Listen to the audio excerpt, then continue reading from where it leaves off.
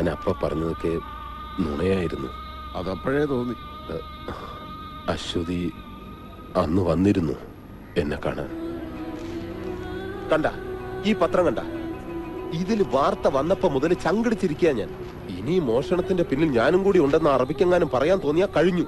തനിക്കറിയാവുന്ന സ്ത്രീയല്ലേ ഇവരിങ്ങനെ ചെയ്യുന്നത് താൻ വിശ്വസിക്കുന്നു? ഞാൻ വിശ്വസിച്ചാലും ഇല്ലെങ്കിലും കേസ് അതല്ലേ. സൗദികളോടാ കളിക്കണത്.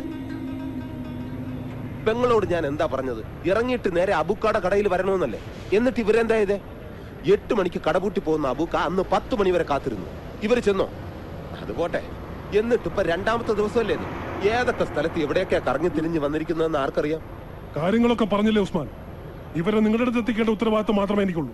ബാക്കി നിങ്ങൾ എന്താന്ന് വെച്ചാൽ ചെയ്യും. ചങ്ങാതി, ഞാൻ സൗദിയിൽ വന്നിട്ട് കൊല്ലം 10ആയി. ഇതുപോലുള്ള ജാക്ക് പോട്ടൊന്നും എന്റെ അടുത്ത് എടുക്കല്ലേ. ഒരുമാതിരി വർത്താനം പറഞ്ഞ എന്റെ വിധം മാറും. കൊണ്ട് നടന്ന് പൂതി തീർന്നപ്പോ ഇതിന് എന്റെ നിലയിലിടാൻ